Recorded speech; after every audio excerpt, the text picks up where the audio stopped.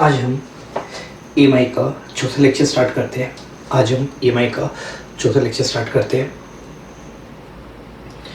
तो electromagnetic induction में हमने देखा था किसी भी लूप में अगर मैग्नेटिक फ्लक्स चेंज करते हैं तो ईएमएफ प्रोड्यूस होगी। ईएमएफ क्या होता है? नॉन इलेक्ट्रोस्टैटिक फोर्स का वर्क डन। तो लास्ट लेक्चर में देखा था जब भी एक कंडक्टर मैग्नेटिक फील्ड में मूव करता है, हर कन्वेंशनल चार्ज पे एक मैग्नेटिक फोर्स पड़ेगी। अगर उस मैग्नेटिक फोर्स का कंपोनेंट हर पॉइंट पे वायर के अलॉन्ग है, तो वायर के अलॉन्ग इस नॉन इलेक्ट्रोस्टैटिक फोर्स यानी कि मैग्नेटिक फोर्स का वर्क आएगा। तो जब भी नॉन इलेक्ट्रोस्टैटिक फोर्स का वर्क आएगा तो ईएमएफ जनरेट होगी, तो हम बोलेंगे वो ईएमएफ का सोर्स है। तो अब देखते हैं कंडक्टर को मैग्नेटिक फील्ड में कैसे कैसे मूव कर सकते हैं। कंडक्टर ट्रांसलेट कर सकता है, तो कंडक्टर का हर पार्टिकल की वेलोसिटी सेम होगी।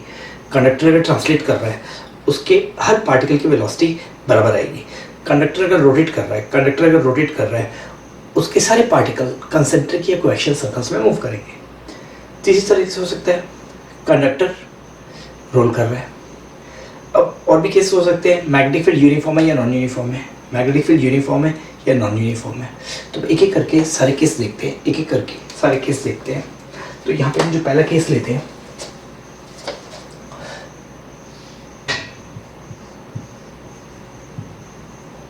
मोशनल ईएमएफ ड्यू टू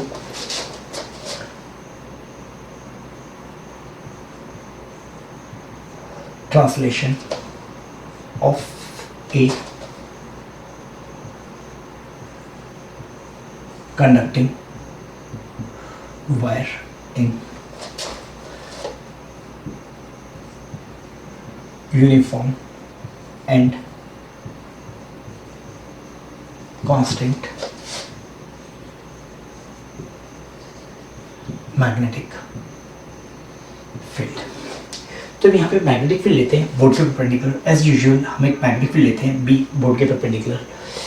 कोई भी एक आर्बिट्री शेप की वायर लेते हैं, इसका एक एंड पॉइंट पी और एक and point Q.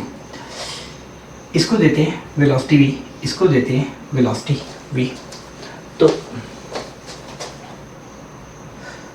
Late A conducting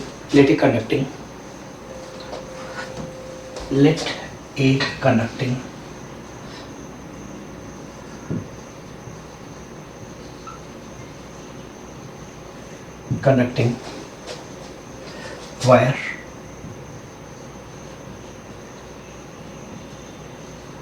translate with velocity v।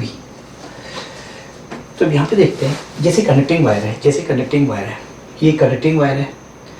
तो मैं हर कन्वेंशनल चार्ज यहाँ पे कन्वेंशनल पॉजिटिव चार्ज लेते हैं वायर में, यहाँ पे कन्वेंशनल चार्ज होगा, इस पे चार्ज आएगा प्लस ई, मैग्नेटिक फील्ड इस साइड है।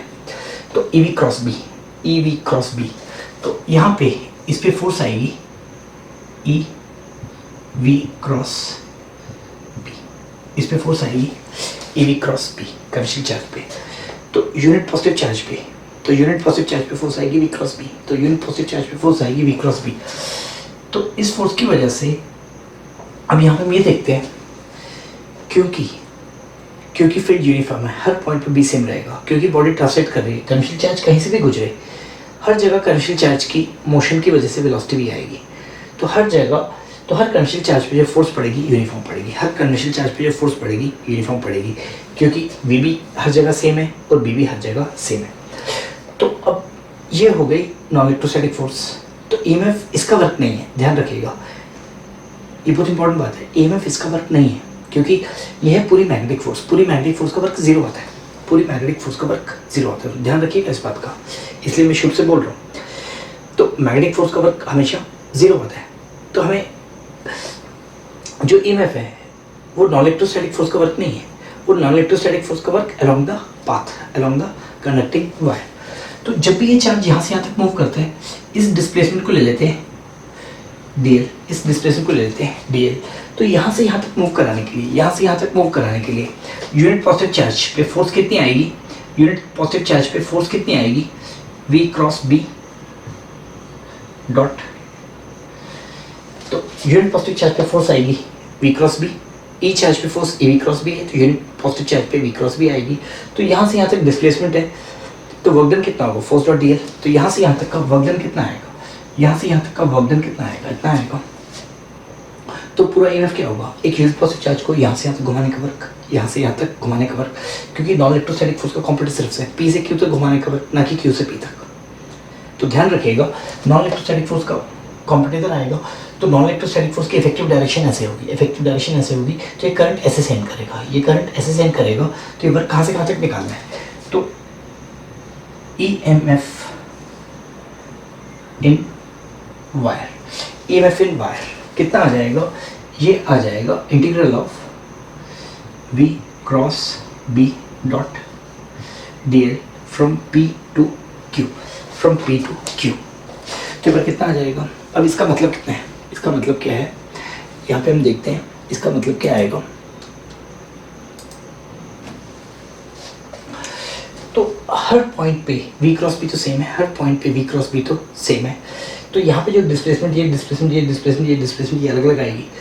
तो इसका मतलब होगा V cross B dot dl1 plus V cross B dot dl2 plus V cross B dot dl3। तो इसका मतलब होगा V cross B dot dl1 पहली displacement plus V cross B dot dl2 अगली डिस्प्लेसमेंट एंड सो ऑन। तो यहाँ पे हमें दिख रहा है V क्रॉस B कॉमन आ जाएगा, तो यहाँ पे हमें दिख रहा है कि V क्रॉस B कॉमन आ जाएगा, और ये कितना आ जाएगा dl1 plus dl2 plus dln, क्योंकि V क्रॉस B यूनिफॉर्म है। तो यहाँ से हम सीधा भी लिख सकते थे, यहाँ पे हम सीधा भी लिख सकते थे EMF कितनी आएगी, V cross B dot integration of dl from P to Q। Integration जब भी करते हैं यूनिफॉर्म और कांस्टेंट चीज बाहर आ जाती है, तो V क्रॉस B यूनिफॉर्म है तो वो बाहर आ जाएगा। नहीं तो इस इंटीग्रेशन का मतलब क्या होता है, V cross B dot dl plus V cross B dot dl। तो यहाँ पे ये अगर dl1 है, V cross B dot dl1 plus V cross B dot dl2, अगला डिस्प्लेसमेंट dl2, अगली डिस्प्लेसमेंट dl3 है। तो क्योंकि V क्रॉस B सेम है, V क्रॉस B यूनिफॉर्म आ जाएगा, V क्रॉस B बाहर आ जाएगा डॉट प्रोडक्ट के। तो ये dl1 plus dl2 plus dl3, ये पहली डिस्प्लेसमेंट प्लस दूसरी डिस्प्लेसमेंट प्लस तीसरी डिस्प्लेसमेंट, ये पूरा कितना आ जाएगा, ये आ जाएगा V cross B dot PQ। ये कितना आ जाएगा, V cross B dot PQ। इसको जरा नोट कर लीजिएगा। तो यहाँ पे हम देखते हैं, इसमें जो EMF आएगी वो इस पाथ पे डिपेंड नहीं कर रही, डिस्प्लेसमेंट पे कर रही है। वो इस पाथ पे डिपेंड नहीं कर रही, डिस्प्लेसमेंट पे कर रही है। वो इस पाथ पे डिपेंड नहीं कर रही है, किस पे कर रही है, डिस्प्लेसमेंट पे कर रही है। तो हमने किसी आर्बिट्ररी शेप की बात देख ली है। तो यहाँ पे देखते हैं इसमें EMF P और Q पे डिपेंड करेगा। इसके बीच में वायर का कोई भी शेप हो उससे फर्क नहीं पड़ने वाला। तो इसका मतलब क्या है, P और Q के बीच में वायर का कोई भी शेप हो उस पर फर्क नहीं पड़ने वाला है। तो उसका दूसरा मतलब है वायर का कोई भी शेप हो, अब सीधी वायर कर दो EMF उतना आएगा, अब सीधी वायर कर दो EMF उतना आएगा।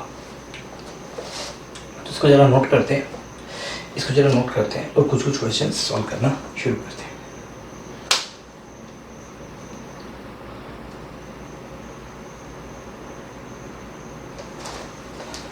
तो इसका मतलब हम यहाँ पे लिख डालते हैं, इसका मतलब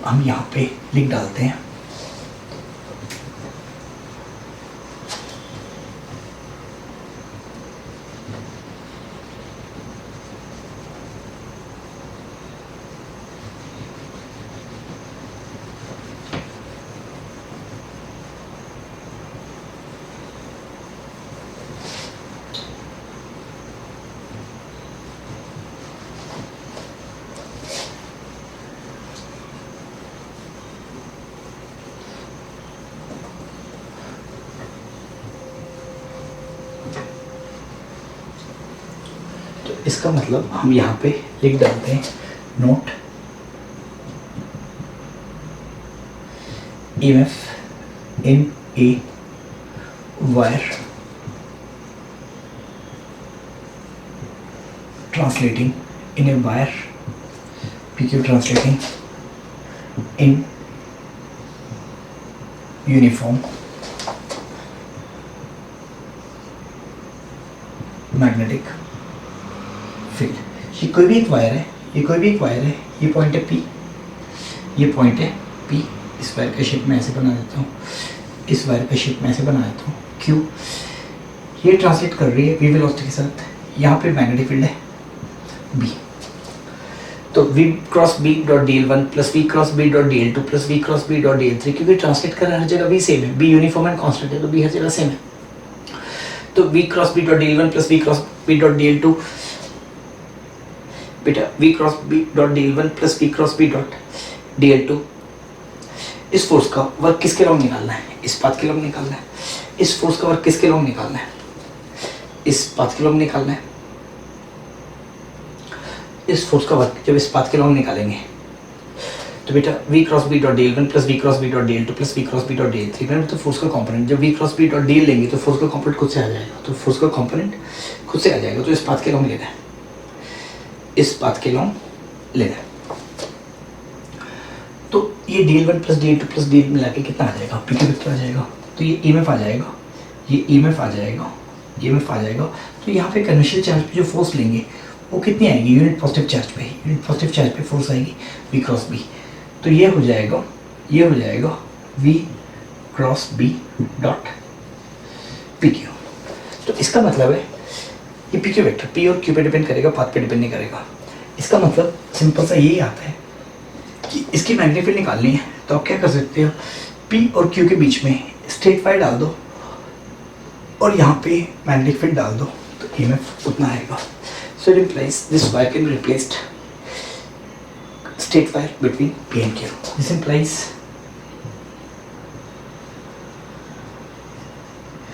implies to find EMF, the wire PQ of any shape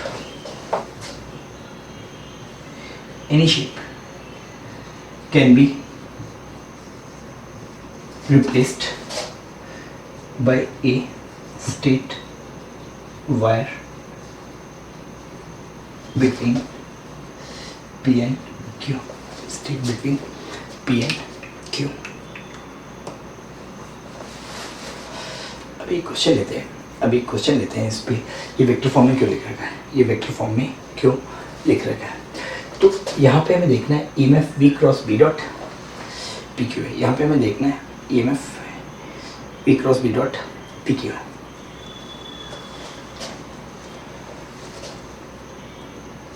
तो एक क्वेश्चन लेते हैं, एक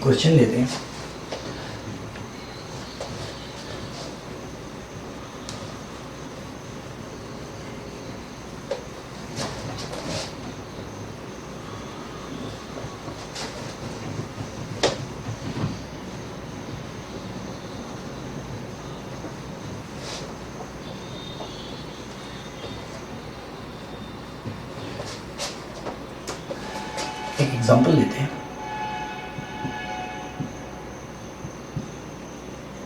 There is a rod of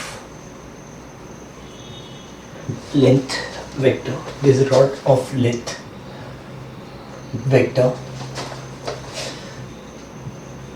PQ is equal to 2I cap plus 3J cap plus 4K cap moving with uniform velocity,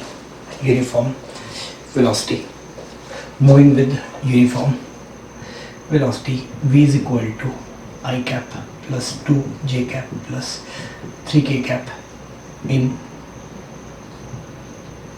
uniform and constant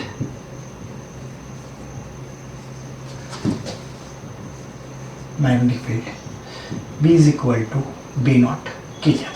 तो यहाँ पे डाल देते हैं इसको 5 K कैप, सब सही यूनिट्स में। फाइंड EMF इन रॉड, फाइंड EMF इन रॉड। तो ध्यान रखिएगा PQ वेक्टर रॉड के वेक्टर की डायरेक्शन दी हुई है, अब रॉड के वेक्टर की डायरेक्शन ऐसे दे, उससे ज़्यादा कोई फ़र्क पड़ने वाला नहीं है, उससे ज़्यादा कोई फ़र्क पे हम ध्यान देते हैं। तो यहाँ पे जब EMF आएगी तो जनरली हम जब भी EMF निकालते हैं, EMF की सेंस और मैग्नीट्यूड दोनों आना चाहिए, EMF की सेंस और मैग्नीट्यूड दोनों आना चाहिए। तो EMF की सेंस कैसे निकालेंगे, यहाँ पे मैग्नीट्यूड तो आ जाएगा। अब यहाँ पे देखना है EMF की सेंस कैसे निकालेंगे। EMF आएगा V cross B dot PQ vector, V cross B dot PQ vector. तो ध्यान रखेंगे ये वर्क डन है, वर्क डन अगर पॉजिटिव आएगा, वर्क डन अगर पॉजिटिव आएगा तो लेंथ के लॉन्ग होगा। तो लेंथ इस तो वर्क किसके लॉन्ग निकालना है, रॉड की लेंथ के लॉन्ग। तो अगर EMF पॉजिटिव आएगा तो जो नॉन इलेक्ट्रोस्टैटिक फोर्स का कंपोनेंट है लेंथ वेक्टर के लॉन्ग आएगा। अगर नेगेटिव आएगा तो अपोजिट डायरेक्शन में आएगा, तो अपोजिट डायरेक्शन में आएगा। तो यहाँ पे रॉड PQ को, P स्टार्टिंग पॉइंट है Q, P से Q की डायरेक्शन इसे मिलेगी, P से Q की डायरेक्शन इसे मिलेगी, Q से P की डायरेक्शन इसे उल्टे मिलेगी।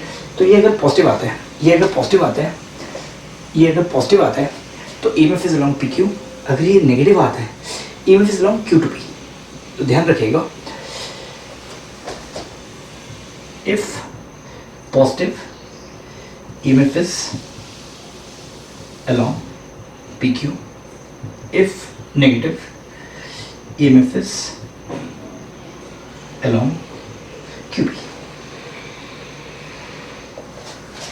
तो ये वेक्टर्स डाल देते हैं, V cross B, V cross B को डाल देते हैं यहाँ पे। V क्रॉस B कितना आ जाएगा, I cross K, I cross K, J आएगा, I क्रॉस K, J आएगा।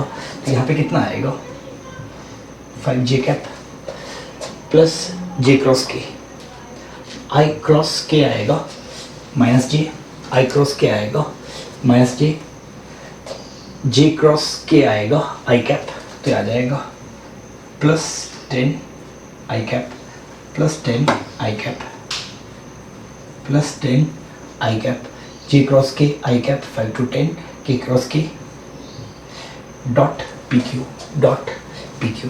तो ये आ जाएगा 2I cap plus 3J cap plus 4K cap. तो इस तरह से आप ब्लाइंडली EMF निकाल सकते हैं, इस तरह से आप ब्लाइंडली EMF निकाल सकते हैं। ये आ जाएगा -10 प्लस ये आ जाएगा 20, ये आ जाएगा I क्रॉस I 20 माइनस 15, तो ये आ जाएगा plus 5 volts.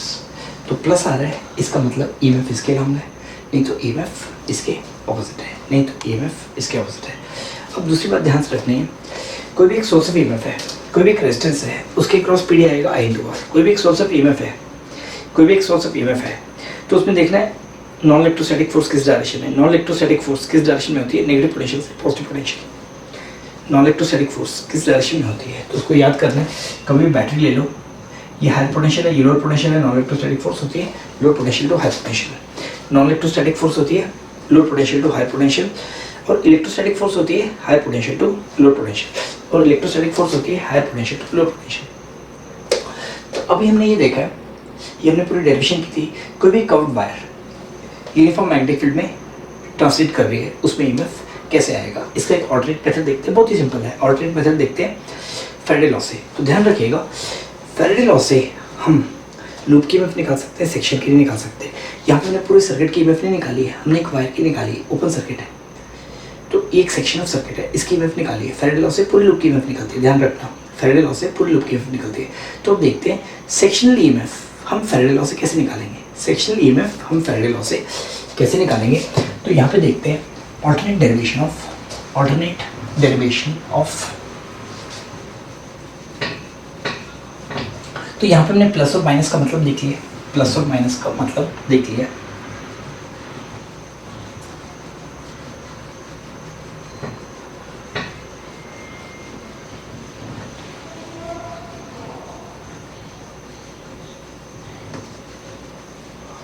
alternate derivation of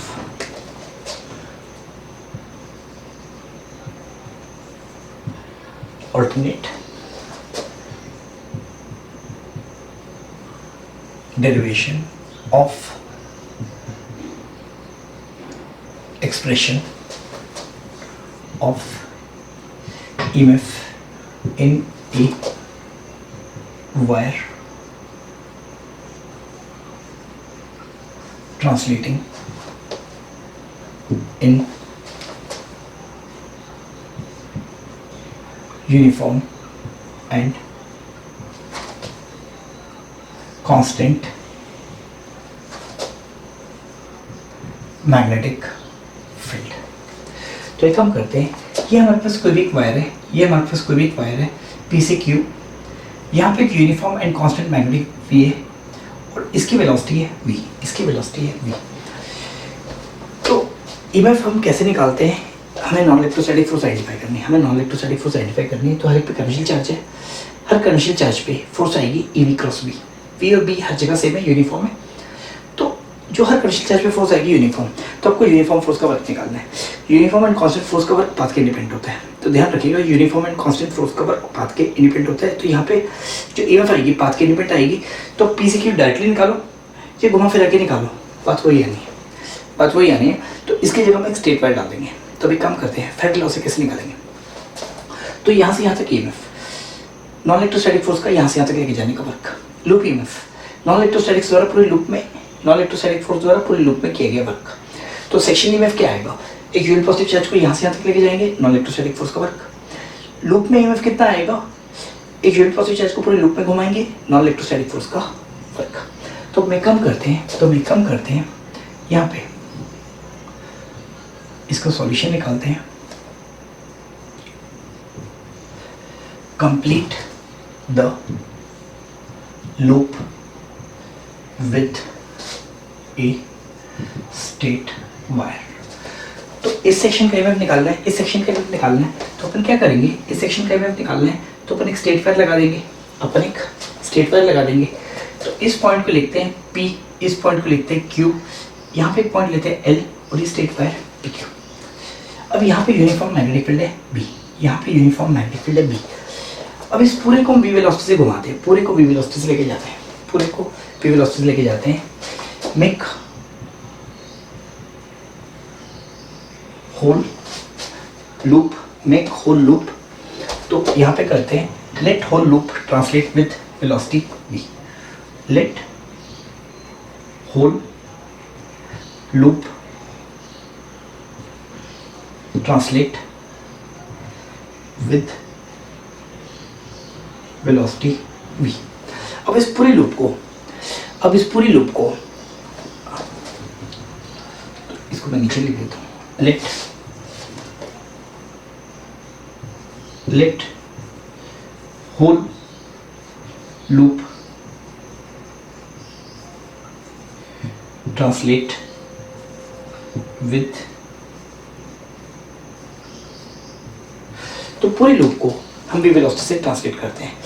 अभी देखते हैं, यहाँ पे यूनिफॉर्म मैग्नेटिक फील्ड B है, तो पूरी लूप ट्रांसलेट करेगी, इसका एरिया वेक्टर और B के बीच में एंगल सेम रहेगा। B यूनिफॉर्म है, एरिया का मैग्नीट्यूड भी सेम है, तो इसमें फ्लक्स चेंज नहीं करेगा, नोट फ्लक्स रिमेन्स कांस्टेंट। तो अगर फ्लक्स कांस्टेंट रहेगा, इस लूप में फ्लक्स कांस्टेंट रहेगा, तो लूप में कितनी आएगी फैराडे लॉ से, तो फ्रॉम फैराडेज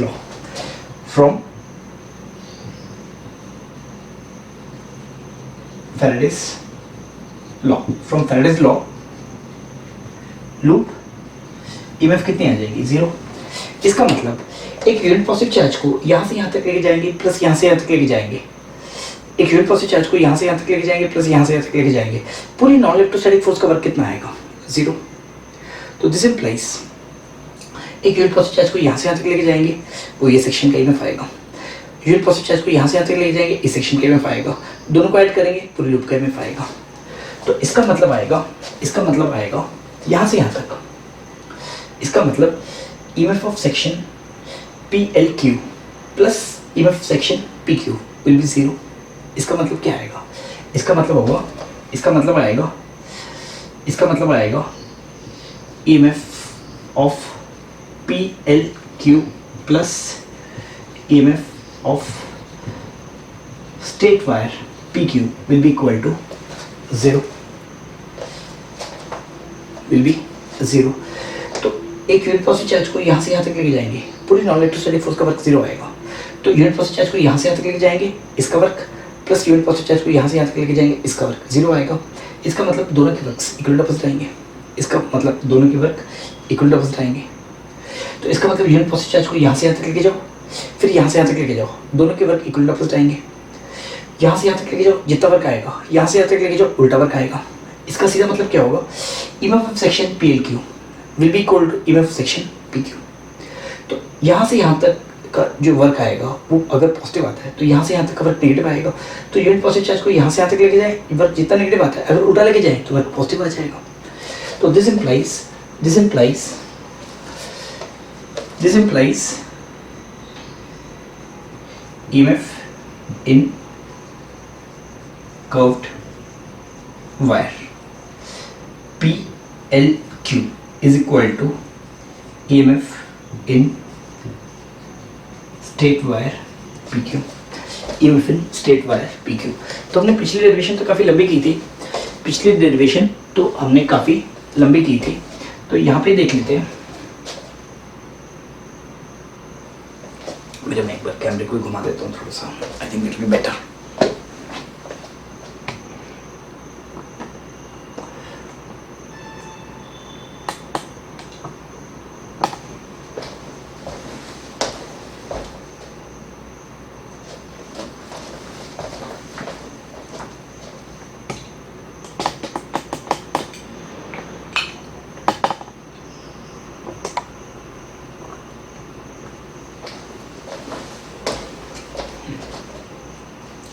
ये बढ़िया रहेगा।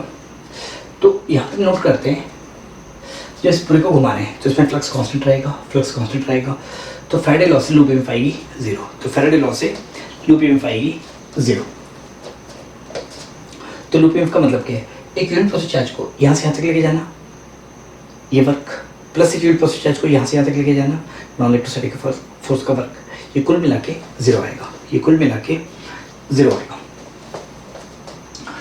तो यहाँ से यहाँ तक यूनिट पॉजिटिव चार्ज का वर्क प्लस यहाँ से यहाँ तक यूनिट पॉजिटिव चार्ज को लेके जाने का वर्क 0 आएगा।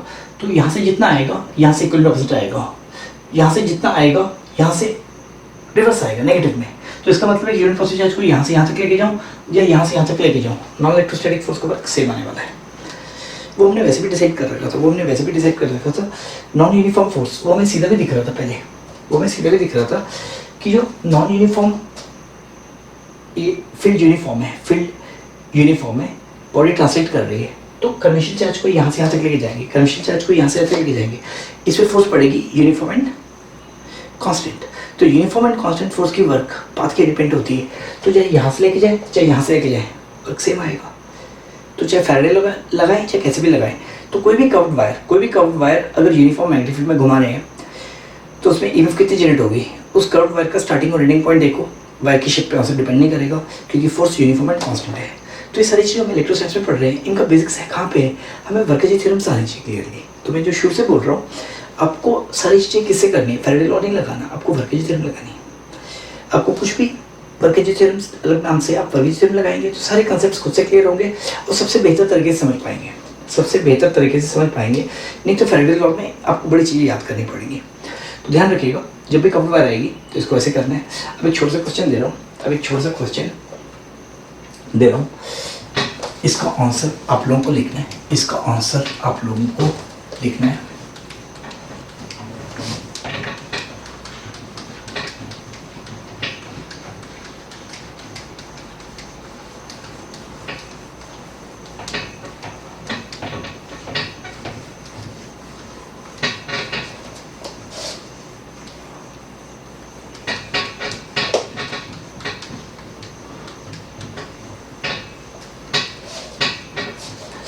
यहाँ पे लिख रहे हैं, there is uniform and constant magnetic field perpendicular to plane of board. Two wires of resistance are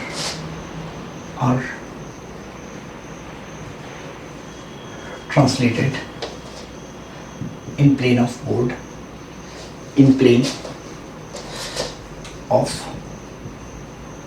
board with velocity v as shown, with velocity v as shown. तो यहाँ पे यूनिफॉर्म मैग्नेटिक फील्ड है B, यहाँ पे uniform magnetic field है B, इंटरेस्टेंस are current in both wires is I. Find Vp minus Vq. P है एक एंड, Q है एक एंड, तो Vp minus Vq is potential of P minus potential of Q. तो यहाँ पे मैं क्वेश्चन ड्रॉ कर दे रहा हूँ.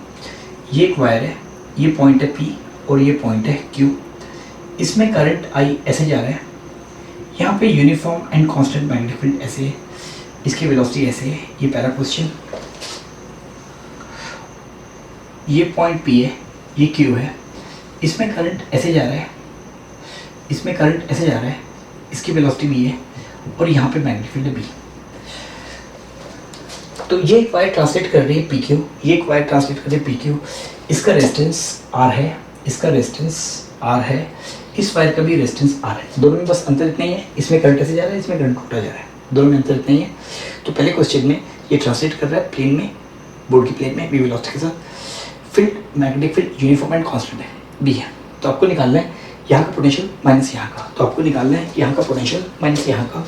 Take 2 minutes and try. उसके बाद मैं हल्का सा सॉल्व करता हूँ, उसके बाद मैं 1 मिनट में सॉल्व करता हूँ. इसको ज़रा देखते हैं. तो चलो मैं सॉल्यूशन करके दिखाता हूँ. पहले का दूसरे का आपके लिए छोड़ दूँगा, पहले का मैं सॉल्यूशन करके दिखाता हूँ. इसमें करंट I ऐसे मूव कर रहा है, ये पॉइंट P है और ये पॉइंट Q है. यहाँ पे कन्वेंशनल चार्ज लेते हैं, इसकी वेलोसिटी V और मैग्नेटिक फील्ड B ऐसे. तो कन्वेंशनल चार्ज पे जो फोर्स आएगी किस तरफ आएगी, इस तरफ. कन्वेंशनल चार्ज पे जो फोर्स आएगी, तो यूनिट पॉजिटिव चार्ज पे कितनी फोर्स आएगी, B क्रॉस B. तो देखो इसका जो इफेक्ट आएगा P टू Q आएगा, Q टू P नहीं आएगा. तो नॉन इलेक्ट्रोस्टैटिक फोर्स की इफेक्टिव डायरेक्शन करंट के अलॉन्ग है, नॉन इलेक्ट्रोस्टैटिक फोर्स की इफेक्टिव डायरेक्शन करंट के अलॉन्ग है. तो यहाँ पे करंट फ्लो कर रहा है, इसका मतलब किसी कंप्लीट सर्किट का पार्ट है, इसका मतलब ये किसी कंप्लीट सर्किट का पार्ट है. इनकम्प्लीट सर्किट में तो करंट नहीं फ्लो करेगा, किसी कंप्लीट सर्किट का ये पार्ट रहा होगा. तो यहाँ पे देखते हैं ये लोअर पोटेंशियल पे आएगा, ये हाई पोटेंशियल पे आएगा, क्योंकि नॉन इलेक्ट्रोस्टैटिक फोर्स इफेक्टिवली इस डायरेक्शन में है. तो नॉन इलेक्ट्रोस्टैटिक फोर्स इफेक्टिवली इस डायरेक्शन में है. तो यहाँ पे जो EMF आएगा, यहाँ पे जो EMF आएगा बेटा, EMF in dot PQ will be in this direction, EMF in dot PQ will be in this direction. ये EMF कितनी आएगी, ये EMF कितनी आएगी, यहाँ पे अपन सीधी रॉड डाल देंगे, यहाँ पे अपन क्या करेंगे, सीधी रॉड डाल देंगे, V डाल देंगे. तो यहाँ पे जो EMF आएगा वो एसेंस में आएगा. अगर EMF एसेंस में आएगा तो ये बैटरी का पॉजिटिव टर्मिनल है और ये बैटरी का नेगेटिव टर्मिनल है. तो ये बैटरी का पॉजिटिव टर्मिनल है और ये बैटरी का नेगेटिव टर्मिनल है. तो यहाँ पे साफ दिखाई दे रहा है VQ माइनस VP, बैटरी के क्रॉस पोटेंशियल डिफरेंस. तो ये अगर सोर्स ऑफ EMF है, ये अगर सोर्स ऑफ EMF है, सोर्स ऑफ EMF के क्रॉस पोटेंशियल डिफरेंस कितना आता है, सोर्स ऑफ EMF के क्रॉस पोटेंशियल डिफरेंस कितना आता है, E plus minus IR, E plus minus IR. तो इसको हम बनाएंगे इस तरह से सोर्स के बराबर, इसको बनाएंगे हम इस तरह सोर्स के बराबर. तो इसको बनाएंगे एक इस तरह सोर्स के बराबर. ये पॉइंट आएगा Q और ये पॉइंट आएगा P. इसमें करंट कैसे जा रहा है I. तो यहाँ पे जो पोटेंशियल डिफरेंस लिखेंगे, यहाँ पर जो पोटेंशियल डिफरेंस लिखेंगे VQ minus VP will be equal to EMF minus I into R. क्योंकि ये बैटरी कौन से मोड में, तो यहाँ से नहीं देखना, इसको करंट इलेक्ट्रिसिटी के क्वेश्चन में कन्वर्ट करना है. तो बैटरी कौन से मोड में, डिस्चार्जिंग मोड में, खुद से करंट दे रही है. तो यहाँ पे EMF कितना आ जाएगा, यहाँ पे EMF आ जाएगा V क्रॉस B. यहाँ पे EMF कितना आ जाएगा V cross B dot dot P to Q dot P to Q. तो ध्यान देना, गलती से अगर नेगेटिव आ गया तो EMF को पॉजिटिव लिखना है.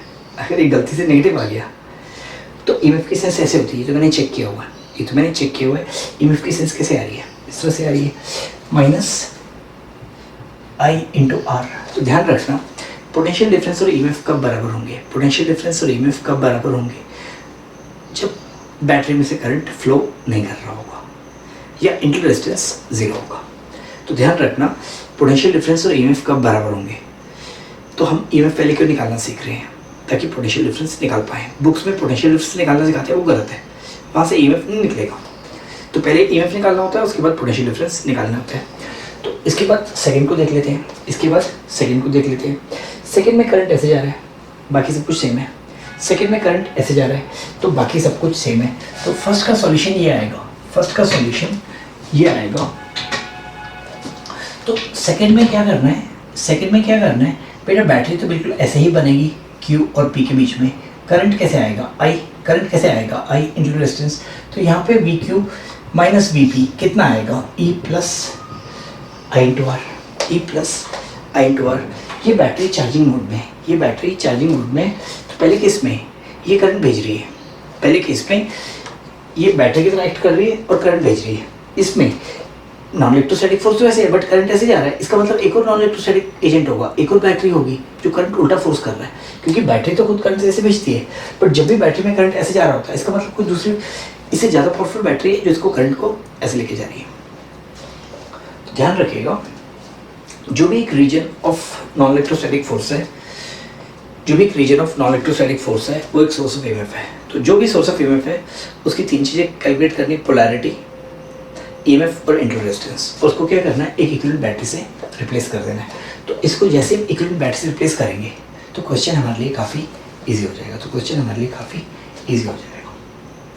तो ये हमने ट्रांसलेशन का पोर्शन खत्म कर लिया। अभी हम रोटेशन, कंडक्टर्स की रोटेशन की वजह से देखेंगे, पर उससे पहले काम करते हैं, एक कंडक्टर को नॉन यूनिफॉर्म फील्ड में भी घुमा के देख लेते हैं, ईएमएफ कैसे आएगा। एक कंडक्टर को नॉन यूनिफॉर्म फील्ड में घुमा के देख लेते हैं, उसमें ईएमएफ कैसे निकालेंगे, तो ये क्वेश्चन लेते हैं।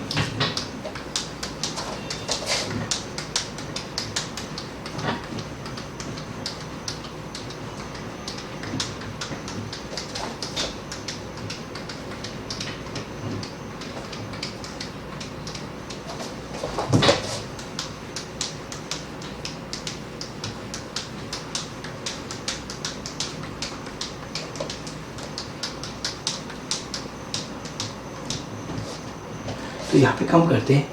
ये एक इनफाइनाइट करंट कैरिंग वायर है, ये एक इनफाइनाइट करंट कैरिंग वायर है। यहाँ पे एक रॉड रखी हुई है, इसके परपेंडिकुलर ये पॉइंट है P और ये पॉइंट है Q। इस रॉड को कांस्टेंट वेलोसिटी से मूव किया जा रहा है। यहाँ से यहाँ तक का डिस्टेंस A है और रॉड की लेंथ है L, और रॉड की लेंथ है L। there is a current carrying wire, there is a current carrying infinite wire, there is a current carrying infinite wire and a rod and a conducting rod PQ is moved with velocity v as shown। तो बेटा EMF निकालेंगे तो potential difference निकाल सकते हैं, EMF निकालेंगे तो potential difference भी निकाल सकते हैं। Find EMF in rod. तो ये रॉड इसके परपेंडिकुलर दी हुई है, ये रॉड इसके परपेंडिकुलर दी हुई है, डायग्राम में ड्रॉ किया हुआ है। तो यहाँ पर मैग्नेटिक फील्ड किसकी वजह से आएगी, इस वायर की वजह से। इस वायर की वजह से मैग्नेटिक फील्ड से डिक्रीज करेगी, और किस साइड में होगी, अंदर की तरफ, और किस साइड में होगी, अंदर की तरफ। तो अपन को क्या देखना है, यहाँ पे रॉड है, यहाँ पे अपन वायर को लगा देते हैं, करंट कैरिंग। तो यहाँ पे कनेक्शन चार्ज है पॉजिटिव, तो ये किससे मूव करेगा, V से। ये किससे मूव करेगा, V से। तो इस करंट कैरिंग वायर की वजह से यहाँ पे मैग्नेटिक फील्ड आएगी B अंदर की तरफ। तो पॉजिटिव कनेक्शन चार्ज पे फोर्स कैसे आएगी, V क्रॉस B। तो फोर्स कैसे आएगी, V क्रॉस B। तो इस पे जो कनेक्शन चार्ज पे फोर्स आएगी EV क्रॉस B, और यूनिट पॉजिटिव चार्ज पे कितनी आएगी, तो यूनिट पॉजिटिव चार्ज पे, तो यहाँ पे देखते हैं यूनिट पॉजिटिव चार्ज पे जो फोर्स आएगी वो कितनी आएगी, V क्रॉस B इस डायरेक्शन में आएगी, V क्रॉस B इस डायरेक्शन में आएगी। V और B के बीच में एंगल 90 है, V और B के बीच में एंगल 90 है। तो हम अब जैसे हम इस तरह से आ रहे हैं, B बढ़ता जा रहा है, तो ये फोर्स क्या है, नॉन यूनिफॉर्म। तो ये फोर्स क्या है, नॉन यूनिफॉर्म। तो जब ये फोर्स नॉन यूनिफॉर्म है, इस फोर्स का मैग्नीट्यूड कितना आएगा, v इंटू बी। तो अपन क्या करेंगे, यहाँ से ये लेंगे x, तो इसको मूव कराएंगे dx इधर, इसको मूव कराएंगे dx इधर की तरफ। तो यहाँ पे फोर्स F है, तो यहाँ पे फोर्स F है, तो अपन क्या करेंगे बेटा, यहाँ पे एक शिफ्ट ले लेंगे, यहाँ पे एक शिफ्ट ले लेंगे dx, यहाँ पे एक शिफ्ट ले लेंगे dx। तो क्योंकि फोर्स नॉन यूनिफॉर्म है तो हमें इंटीग्रेशन से निकालना है, यूनिट पॉजिटिव चार्ज पे फोर्स नॉन यूनिफॉर्म है तो हमें इंटीग्रेशन से निकालना है। तो यहाँ पे जो ईएमएफ आएगी वो कितना आएगा, work done from Q to P F dot ds। तो F का मैग्नीट्यूड कितना आएगा यूनिट पॉजिटिव चार्ज पे, वो आ जाएगा V इंटू बी, इसका मैग्नीट्यूड, ds का मैग्नीट्यूड बेटा माइनस dx आएगा, क्योंकि x डिक्रीज कर रहा है, हम इधर चल रहे हैं, x डिक्रीज कर रहा है, तो वो आएगा माइनस dx।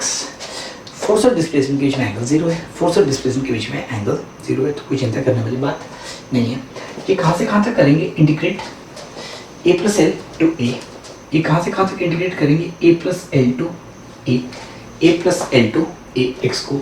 तो b की वैल्यू डाल देते हैं, तो यहाँ पे देखते हैं ये कितना आएगा, b की वैल्यू आएगी mu 0/4 2i by X D X with a negative sign, ध्यान रखना, हम जब भी, मैं आपको शुरू बोल रहा हूँ, x को इंक्रीज करते हुए लीजिएगा, x डिक्रीज कर रहा है तो dx नेगेटिव होता है, a डॉट बी में, a डॉट बी होता है mod of a mod of b cosine of angle between them. तो मॉड ऑफ a और मॉड ऑफ b दोनों पॉजिटिव होने चाहिए। तो यहाँ पे क्या लिया हुआ है, mod of a force on unit positive charge, mod of displacement minus में आएगा, क्योंकि ऐसे चले तो x डिक्रीज कर रहे हैं, माइनस dx आएगा, ये माइनस dx आएगा।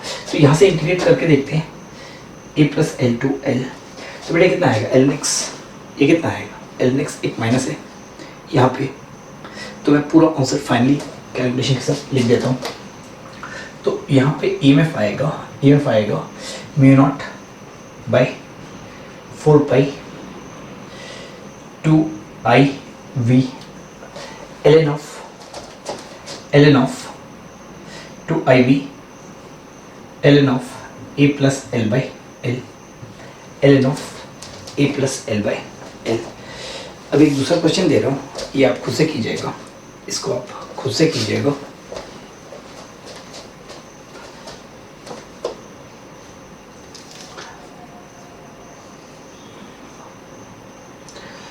तो बेटा ये हमें देखना है फोर्स यूनिफॉर्म है या नॉन यूनिफॉर्म है। फोर्स यूनिफॉर्म एंड कांस्टेंट है तो पाथ पे डिपेंड नहीं करेगा, पाथ पे तो डिपेंड नहीं करेगा। अब एक क्वेश्चन लेते हैं, use a current carrying wire and rod PQ is moved as shown. मैं क्वेश्चन ये ले लेता हूँ, लैंग्वेज को ये रहने देते हैं, डायग्राम को थोड़ा सा चेंज कर देता हूँ,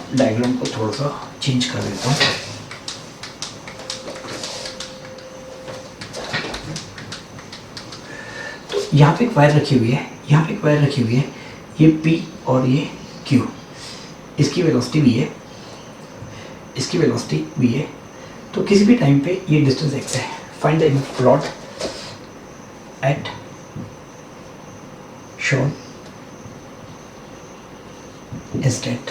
rod PQ is parallel to wire, PQ is parallel to current carrying wire।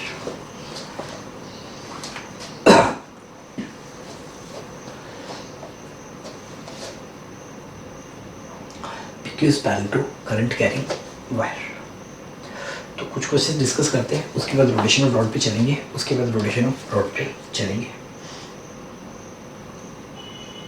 तो बेटा यहाँ पे हम देखते हैं जो मैग्नेटिक फील्ड इसकी वजह से आएगी, एक्स के साथ डिक्रीज करेगी, बट एट एनी पॉइंट, क्योंकि वायर इनफाइनाइट है, यहाँ पे हर पॉइंट पे फील्ड यूनिफॉर्म आएगी, तो यहाँ पे यूनिफॉर्म फील्ड का ही क्वेश्चन है।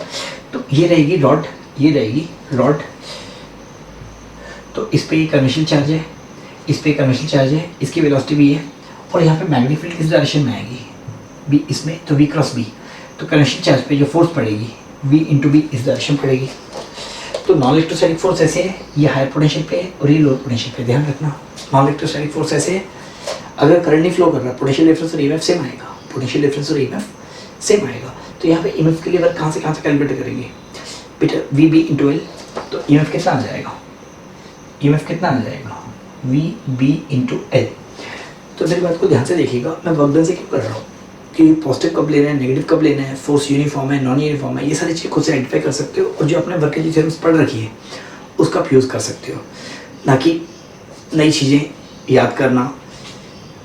क्योंकि जो चीज़ एक साल में समझ के अप्लाई नहीं कर पा रहे, तो नई चीज़ समझ के अप्लाई करना ये ख्वाहिश होती है जो कि रहती है, उसके बारे में हम कुछ कर नहीं सकते हैं। तो बेटा जो पुराना एक्सपीरियंस होता है वो ज़्यादा काम का होता है, अगर काम में लाया जाए। अगर उसे भी काम में नहीं लाया जाएगा तो जो नया एक्सपीरियंस होगा वो habitually, I hope you understand what I am trying to say. तो बेटा ये कितना हो जाएगा, वी बी इंटू एल। अब बी कितना आएगी, जब ये एक्स पे है तो ये कितना हो जाएगा, वी बी कितना आ जाएगा, mu naught by 4 pi 2 I by x into L. तो सिंपल सा आंसर इतना आ जाएगा, सिंपल सा आंसर इतना आ जाएगा। तो एक क्वेश्चन और करते हैं, उसके बाद रोटेशन पे चलेंगे, उसके बाद रोटेशन पे चलेंगे।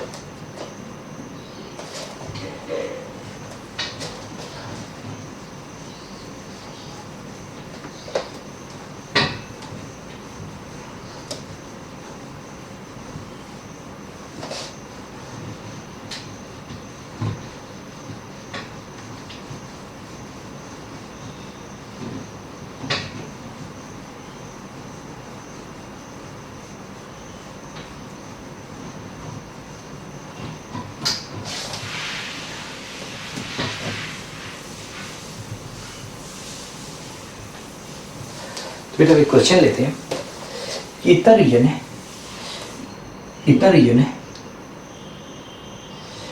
इसकी लेंथ है 12, इतने में यूनिफॉर्म मैग्नेटिक फील्ड है, इतने में यूनिफॉर्म मैग्नेटिक फील्ड है। मैं इस पर ड्रॉ कर रहा हूँ, वैसे जनरली ड्रॉ करने में हिम्मत नहीं आती इतनी। इतने में एक यूनिफॉर्म मैग्नेटिक फील्ड है, यहाँ पे एक स्केयर वायरफ्रेम रख रखा है, एक स्केयर वायरफ्रेम रख रखा है। This is square wireframe of side L। इसको वेलोसिटी दी है v, इसको वेलोसिटी दी है v। Square wireframe, square wireframe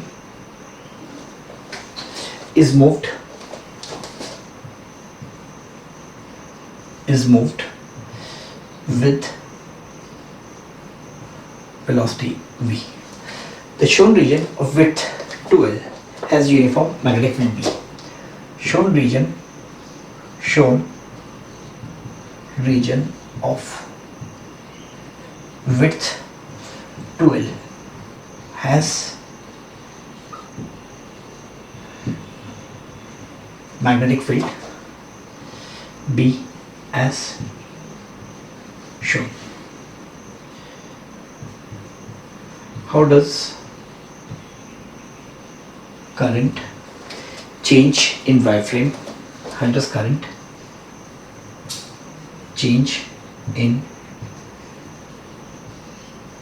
wireframe of resistance R? तो पूरी वायरफ्रेम का रेजिस्टेंस आ रहा है, तो इतने रीजन में मैग्नेटिक फील्ड है, इस यहाँ पे मैग्नेटिक फील्ड नहीं, यहाँ पे मैग्नेटिक फील्ड नहीं है। तो जब भी ये वायरफ्रेम पूरी मैग्नेटिक फील्ड के बाहर है तो इसमें कोई फील्ड नहीं है, तो फ्लक्स नहीं आएगा, तो इसमें फ्लक्स जीरो रहेगा, तो इसमें फ्लक्स जीरो रहेगा। तो यहाँ पे इसको हल्का सा डिस्कस कर लेते हैं। जैसे ही रीजन 12 है, जैसे ही रीजन की भी 12 है, वायरफ्रेम जैसे ही इस तरह से आया, अभी तक वायरफ्रेम जब भी इसके इस साइड है, वायरफ्रेम जब भी इसके साइड है तो उसमें कोई फ्लक्स नहीं है, तो इसमें कोई फ्लक्स नहीं है। जैसे ही वायरफ्रेम अंदर जाना शुरू करेगा, जैसे ही वायरफ्रेम अंदर जाना शुरू करेगा तो इतने रीजन में फ्लक्स आएगा, इतने रीजन में फ्लक्स आएगा। तो हम यहाँ पे देखते हैं, हम यहाँ पे देखते हैं इसके साथ, जैसे ये रीजन है 12 लेंथ का, जैसे ही रीजन 12 लेंथ का है, वायरफ्रेम जैसे ही अंदर आता है, वायरफ्रेम जैसे ही अंदर जाता है, एक साइड अंदर एक साइड बाहर है, तो इसके अंदर का एरिया बढ़ता जा रहा है, फील्ड के अंदर एरिया बढ़ता जा रहा है। तो इस एरिया के अंदर जो वायर का एरिया है वो बढ़ता जा रहा है, तो इसका मतलब लूप में या वायर फ्रेम में फ्लक्स बढ़ता जा रहा है, तो ईएमएफ जनरेट होगा, ईएमएफ जनरेट होगा। जैसे ही पूरा अंदर आ जाएगा, जैसे ही पूरी वायर फ्रेम अंदर आ जाएगी, जैसे ही पूरी वायर फ्रेम अंदर आ जाएगी, तो अभी ये लेंथ है, ये लेंथ है।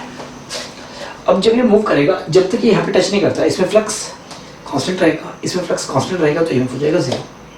तो इसका मतलब जब ये अंदर घुस रहा है तो इसमें ईएमएफ है, जब ये पूरा अंदर है तो इसमें ईएमएफ नहीं, क्योंकि फ्लक्स चेंज नहीं करेगा।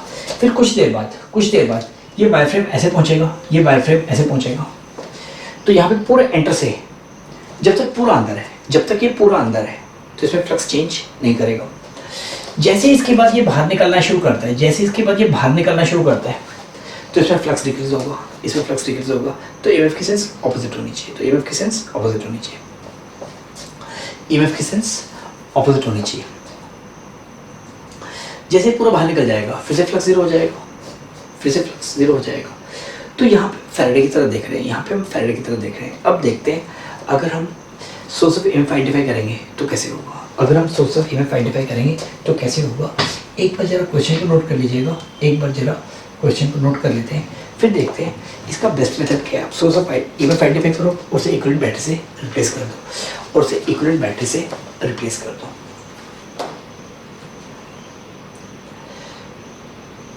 तो यहाँ पे देखते हैं ईएमएफ कब होगा। EMF only occurs during the time it enters and the during time which it exits the magnetic field. तो यहाँ पे लिखना शुरू करते हैं, EMF exists only when it's entering।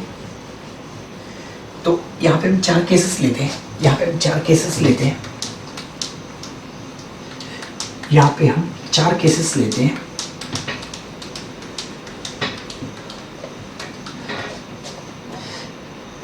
Before entering, तो बेटा यहाँ पे हम 4 केस लेते हैं बिफोर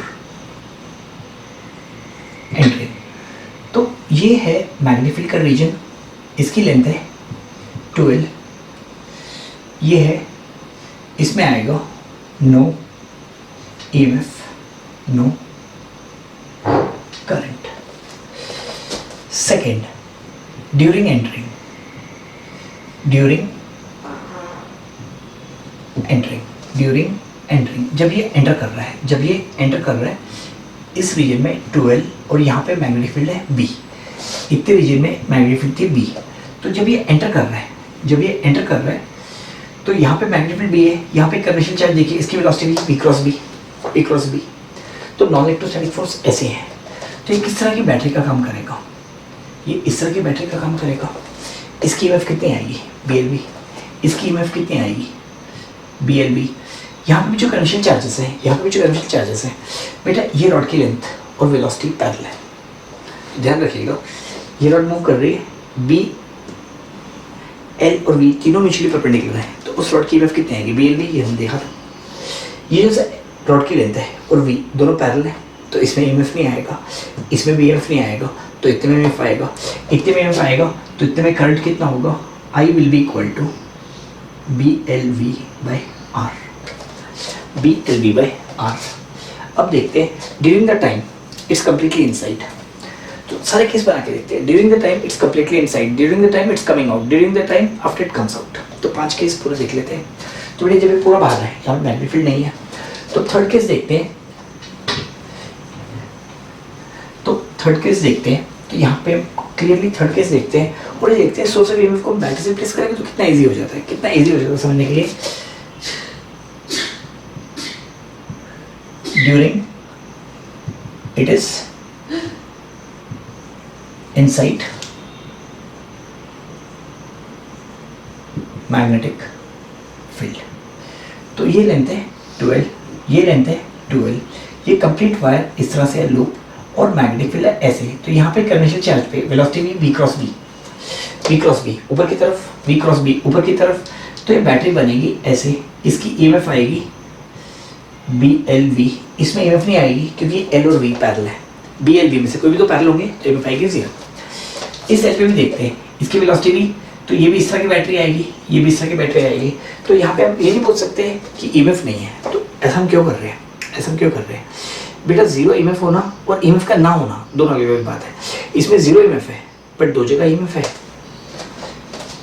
तो दिस इज, ये नहीं बोल सकते इस लूप में there is no non electrostatic force, there is a non electrostatic force but EMF is zero. ऐसा नहीं बोल सकते नॉन इलेक्ट्रोस्टैटिक फोर्स एब्सेंट है जो उनका वर्क नहीं हो रहा है, क्योंकि यहाँ पे और यहाँ पे ईएमएफ, ये ईएमएफ भी कितना आ जाएगा, BLV जीरो, ईएमएफ भी कितना आ जाएगा, BLV और जीरो। तो यहाँ पे करंट कितना हो जाएगा, यहाँ पे करंट कितना हो जाएगा, जीरो हो जाएगा। तो इस साइड भी ईएमएफ है, इस साइड भी ईएमएफ है। अब चौथा केस देखते हैं, पांचवा नहीं देखेंगे, चौथा केस देखते हैं। Fourth, during coming out, during coming out, जिस दौरान ये लूप बाहर निकल रही है, जिस दौरान ये लूप बाहर निकल रही है, जिस दौरान ये लूप बाहर निकलेगी, जिस दौरान ये लूप बाहर निकलेगी, PD11 12, यहाँ पे मैग्नेटिक फील्ड B, तो इस पे तो मैग्नेटिक फील्ड नहीं पड़ रही, तो इस पे पड़ रही है। ये किस तरह की EMF के बराबर होगा, BLV। तो यहाँ पे करंट कैसे जाएगा, I, ये कितना आ जाएगा, BLV/R। इस रॉड में EMF नहीं आएगी, इसमें EMF नहीं आएगी, तो इतने में EMF नहीं आएगी, मैग्नेटिक फील्ड के अंदर है, इतने में भी EMF नहीं आएगी। तो यहाँ पे साफ देख सकते हैं, जब ये एंटर कर रहा है और एग्जिट कर रहा है, जब ये एंटर कर रहा है और एग्जिट कर रहा है, तो करंट की डायरेक्शंस ऑपोजिट हो जाएंगी, तो करंट की डायरेक्शंस ऑपोजिट हो जाएंगी। तो सबसे बेहतर क्या है, EMI में आप नॉन इलेक्ट्रोस्टैटिक फोर्स को आइडेंटिफाई कीजिए, EMF निकालिए और इक्विवेलेंट बैटरी से रिप्लेस कर दीजिए। तो इक्विवेलेंट बैटरी से रिप्लेस करेंगे तो आप यहाँ पे देख रहे हैं करंट इलेक्ट्रिसिटी दो जगह लगती है, वहाँ पे भी और यहाँ पे भी। तो बेटा इसके बाद हम रोटेशन वाला पार्ट देखते हैं, इसके बाद हम रोटेशन वाला पार्ट देखते हैं। तो ट्रांसलेशन पे हमने काफ़ी क्वेश्चंस कर लिए, अब रोटेशन वाला पार्ट हम देखते हैं।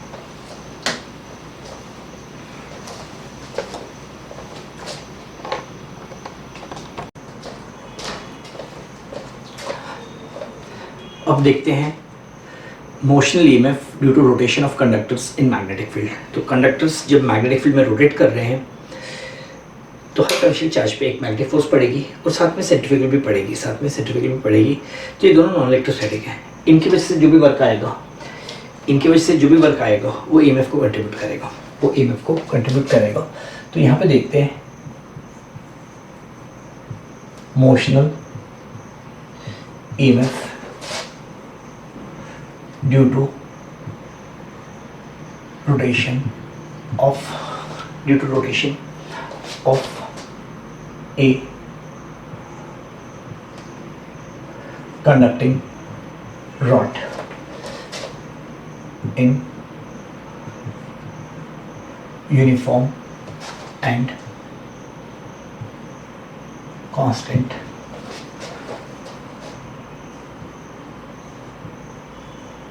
magnetic field, constant magnetic field। तो एक रॉड लेते हैं, एक रॉड लेते हैं, ये अपने इस एंड के about constant angular velocity omega से घूम रही है, कांस्टेंट एंगुलर वेलोसिटी ओमेगा से घूम रही है। ध्यान देते हैं यहाँ पे एक मैग्नेटिक फील्ड है B, तो ये लिखते हैं B is parallel to omega vector. तो अगर ऐसे रोटेट करेगा एंगुलर वेलोसिटी इधर आएगी और मैग्नेटिक फील्ड भी इधर है। तो ये कौन सा केस ले रहे हैं, magnetic field is parallel to due to rotation. तो let rod rotate with constant angular velocity omega. Let rod rotate with constant angular velocity omega. तो रॉड को कांस्टेंट एंगुलर वेलोसिटी में से रोटेट करते हैं। तो यहाँ पे देखना शुरू करते हैं कि रॉड इस तरह से रोटेट कर रही है, तो एक कमर्शियल चार्ज लेते हैं पॉजिटिव, यहाँ से x डिस्टेंस दूर पे, तो इसकी जो वेलोसिटी आएगी वो आएगी x ओमेगा, इसकी जो वेलोसिटी आएगी x ओमेगा। अब कमर्शियल चार्ज पे यहाँ पे दो फोर्सेस पड़ेंगी, एक तो magnetic force V cross B, तो यूनिट पॉजिटिव चार्ज पे ये जो सी फोर्स आएगी, यूनिट पॉजिटिव चार्ज पे Q चार्ज पे QV क्रॉस B आएगी, यूनिट पॉजिटिव चार्ज पे ये फोर्स आएगी V क्रॉस B, क्योंकि V और B दोनों परपेंडिकुलर हैं, इतनी आएगी, प्लस इसका मास m है, इसका मास m है, कमर्शियल चार्ज पे चार्ज ये है, तो इस पर एक सेंट्रीफ्यूगल फोर्स आएगी, एक सेंट्रीफ्यूगल फोर्स आएगी। तो यूनिट चार्ज पे वो कितनी आएगी, पूरे ई चार्ज पे इतनी आएगी और यूनिट चार्ज पे कितनी आएगी, बाई ई, यूनिट चार्ज पे कितनी आएगी बाई ई। तो ई चार्ज पे मैग्नेटिक फोर्स आएगी वी क्रॉस बी, तो यूनिट चार्ज पे इतनी आएगी। ई चार्ज पे इतनी फोर्स आएगी, तो यूनिट चार्ज पे कितनी फोर्स आएगी इतनी। यूनिट चार्ज पे कितनी फोर्स आएगी इतनी। तो कैलकुलेट करते हैं, ये फोर्स इस तरह से आएगी। तो यहाँ पे देखना शुरू करते हैं, ये वी बी। तो जैसे ही चार्ज बाहर की तरफ जाएगा, जैसे ही चार्ज बाहर की तरफ जाएगा, जब बाहर की तरफ जाएंगे तो वी चेंज होगा, वी चेंज होगा।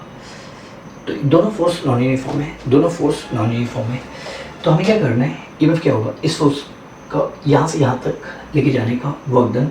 तो रॉड की लेंथ लेते हैं, रॉड की लेंथ लेते हैं एल, यहाँ पे ड्रॉ करते हैं एक्स एक्सिस, ये लेते हैं एक्स इक्वल टू 0 और रॉड की लेंथ लेते हैं एल, और रॉड की लेंथ लेते हैं एल।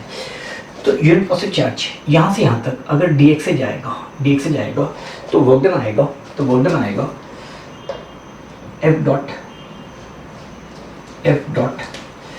dx। तो ईएमएफ कौन सी फोर्स का वर्क डन है, work done in taking unit positive charge from here to here because of the non electrostatic force. तो मैग्नेटिक भी आएगी और सेंट्रीफ्यूगल भी आएगी, मैग्नेटिक भी आएगी और सेंट्रीफ्यूगल भी आएगी।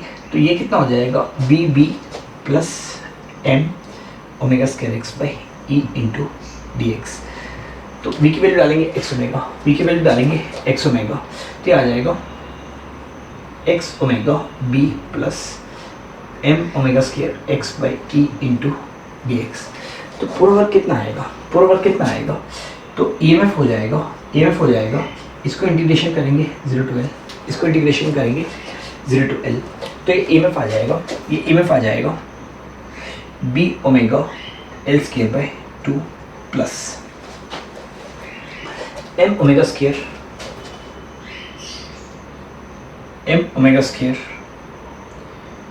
L square by 2e, M omega square L square by 2e। तो यहाँ पे देखते हैं EMF only because of magnetic force. तो यहाँ पे देखते हैं ईएमएफ ओनली ड्यू टू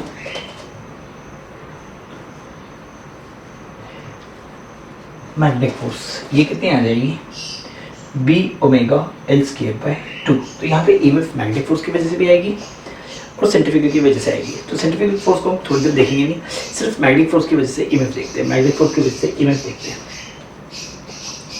अब यहाँ पे हम बीएलवी वाला फॉर्मूला देखिए, जब भी रॉड ट्रांसलेट करती है, जब भी रॉड ट्रांसलेट करती बी एल वी तीनों म्यूचुअली परपेंडिकुलर है, बी एल वी तीनों म्यूचुअली परपेंडिकुलर है, तो ईएमएफ थी बी एल इंटू वी। अब यहाँ पे प्रॉब्लम क्या आ रही है, अगर रॉड रोटेट कर रही है तो हर जगह की वेलोसिटी वी नहीं है। तो अब हमें ये फॉर्मूलेज लिखने हैं, अब हमें ये फॉर्मूलेज लिखने हैं, तो हम अलग अलग फॉर्म में फॉर्मूलेज लिखेंगे तो दिक्कत आएगी। तो इस फॉर्मूले को लिखते हैं इस तरह से, इस फॉर्मूले को लिखते हैं इस तरह से, B omega L by 2 into L.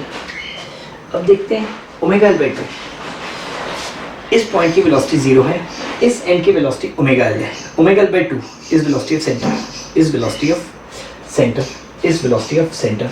तो इसको ऐसे भी लिख सकते हैं, तो इसको ऐसे भी लिख सकते हैं, B L into velocity of centre into velocity of centre. तो यहाँ पे देखते हैं बी एल इंटू ये किस चीज़ की वेलोसिटी आएगी, इस एंड की वेलोसिटी ओमेगा एल, सेंटर की वेलोसिटी ओमेगा एल बाई 2। तो इसका मतलब रॉड अगर रोटेट कर रही है, इसका मतलब रॉड अगर रोटेट कर रही है, तो यहाँ पे देखते हैं बी एल और वी सी तीनों परपेंडिकुलर है, बी एल और वी सी तीनों परपेंडिकुलर है। तो यहाँ पे नोट करते हैं, तो यहाँ पे नोट करते हैं, अगर एक रॉड रोटेट कर रही है बी एल और वी सी, अगर तीनों म्यूचुअली परपेंडिकुलर हैं तो रॉड में ईएमएफ होगी B L into V C. तो एक क्वेश्चन और सॉल्व करेंगे, एक क्वेश्चन और सॉल्व करेंगे, उसके बाद इसको जनरलाइज करते हैं। तो अभी तो एक एंड से रोटेट किया, अभी कहीं बीच से रोटेट करते हैं, अभी कहीं बीच से रोटेट करते हैं। तो एक दूसरा केस देखते हैं, तो यहाँ पे एक एंड से रोटेट कर रहा था, तो अभी कहीं जनरल सेंटर से रोटेट करके देखते हैं। तो एक एग्जांपल लेते हैं,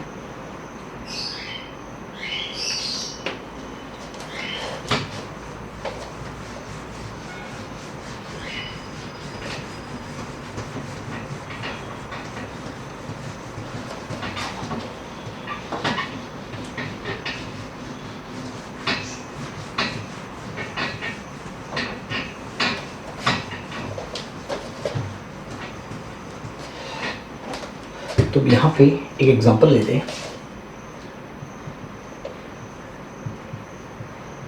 a rod of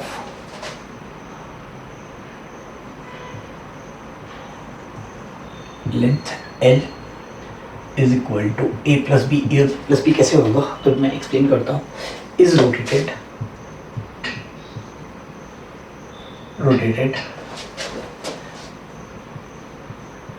about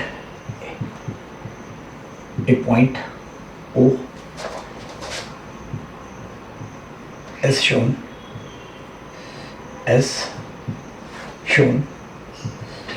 with constant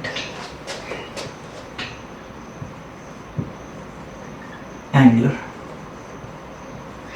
velocity omega. Is rotated with constant angular velocity omega. A uniform and constant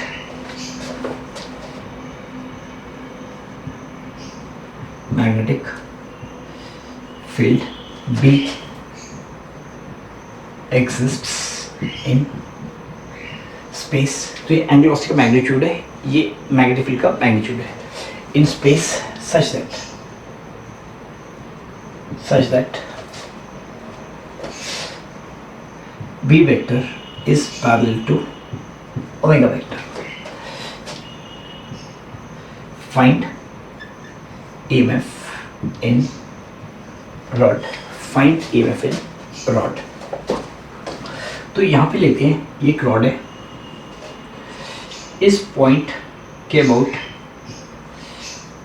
angular velocity omega से रोटेट कर रहा है और यूनिफॉर्म एंड कांस्टेंट मैग्नीट्यूड ऐसे है.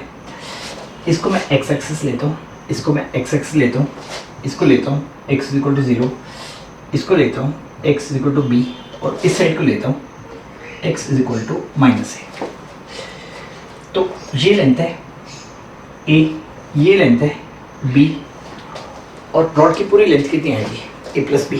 इसमें EMF निकालना है, इसमें EMF निकालना है. क्वेश्चन को जरा नोट कर लीजिएगा, क्वेश्चन को जरा नोट करते हैं. मैं हल्का सा साइड में सॉल्यूशन करना शुरू करता हूँ. तो मैग्नेटिक फील्ड और ये इस डायरेक्शन में. Find EMF in rod only due to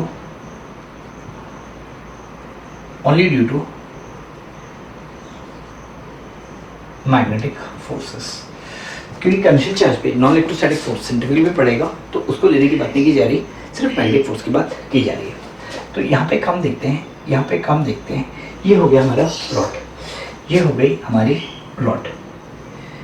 ये रॉड इस पॉइंट के ऊपर रोटेट कर रहा है. तो यहाँ पे कंडीशन चार्ज लेते हैं, यहाँ पे कंडीशन चार्ज लेते हैं. रॉड इस एक्स के ऊपर रोटेट कर रहा है विद एंगुलर वेलोसिटी ओमेगा. तो यहाँ पे कंडीशन चार्ज लेते हैं एट ए डिस्टेंस x. तो इसकी वेलोसिटी आएगी x ओमेगा, इसकी वेलोसिटी आएगी x ओमेगा, इसकी वेलोसिटी आएगी x omega v cross b.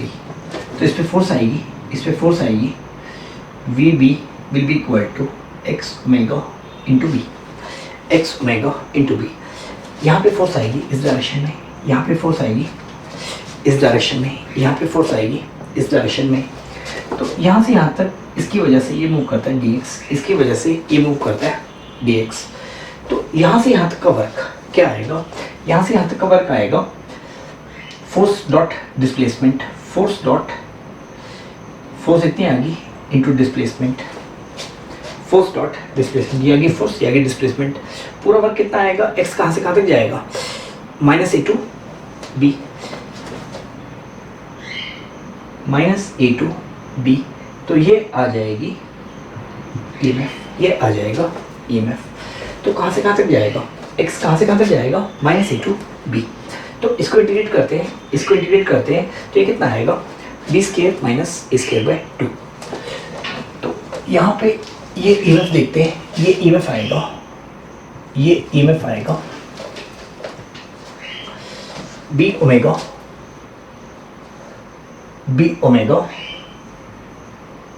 b square minus a square by 2.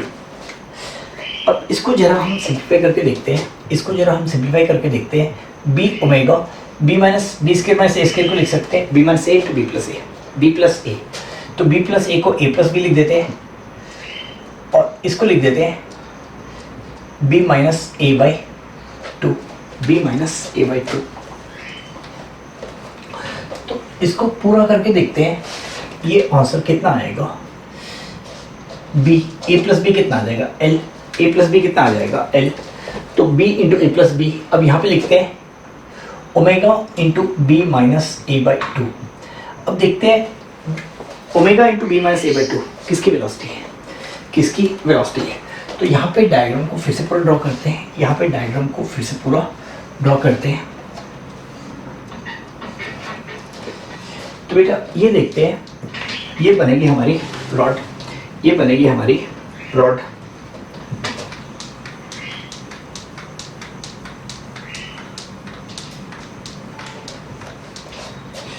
तो ये बन गई हमारी पूरी रॉड, ये आ गई पूरी रॉड, ये आ गया पॉइंट ओ जिसके अबाउट रॉड रोटेट कर रही है, जिसके अबाउट रॉड रोटेट कर रही है। ये पॉइंट आ गया जिसके अबाउट रॉड रोटेट कर रही है।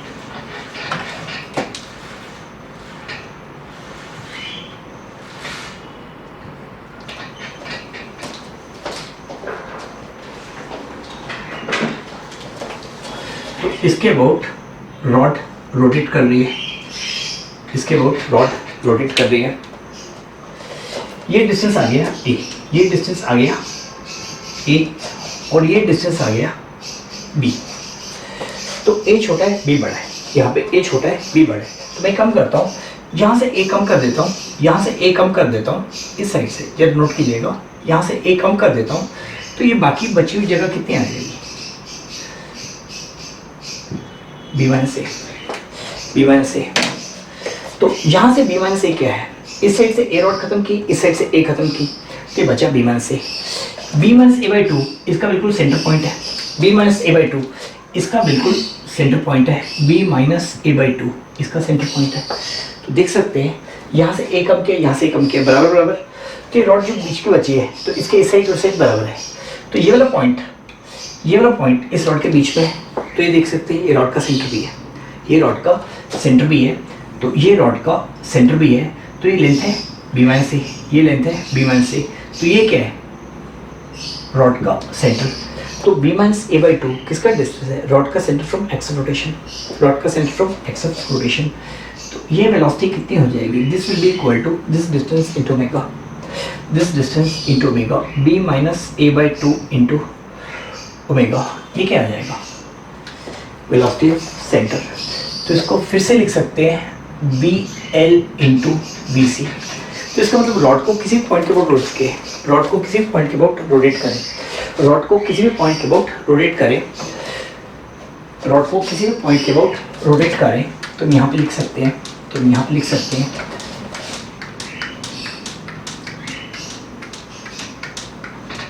इफ ए रॉड, तो यहाँ पे नोट करते हैं if A rod is conducting rod, of course if a conducting rod is rotated, if a conducting rod, तो लिख देते हैं यहाँ पे if a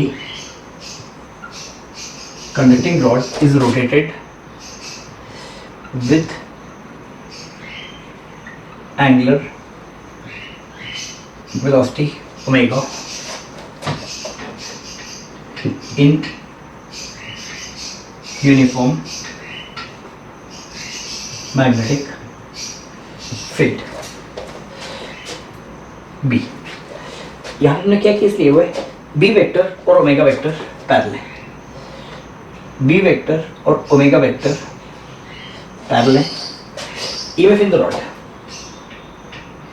EMF in rod is equal to B length of rod into velocity of centre into velocity of centre.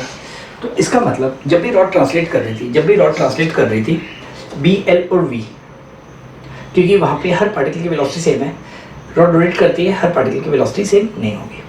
तो rod जब भी translate कर रही थी, मैग्नेटिक फील्ड, लेंथ और वेलोसिटी अगर तीनों म्यूचुअली परपेंडिकुलर है, रॉड में आएगी B L B C. Rod अगर रोटेट कर रही है, बी वेक्टर ओमेगा वेक्टर का पैरेलल है, तो यहाँ पे भी ईएमएफ कितना आएगा, B L into V C. तो वहाँ पे वी की जगह क्या डाल देंगे, यहाँ पे वेलोसिटी ऑफ सेंटर। तो वहाँ पे क्या डाल देंगे, यहाँ पे वेलोसिटी ऑफ सेंटर। तो ये रोटेशन के कुछ क्वेश्चंस हो गए हैं। तो बाकी क्वेश्चंस और रोलिंग के क्वेश्चंस हम 5वें लेक्चर में करेंगे। बाकी क्वेश्चंस और रोलिंग के क्वेश्चंस हम 5वें लेक्चर में करेंगे। तो आज का ये लेक्चर ये पे ख़त्म करते हैं।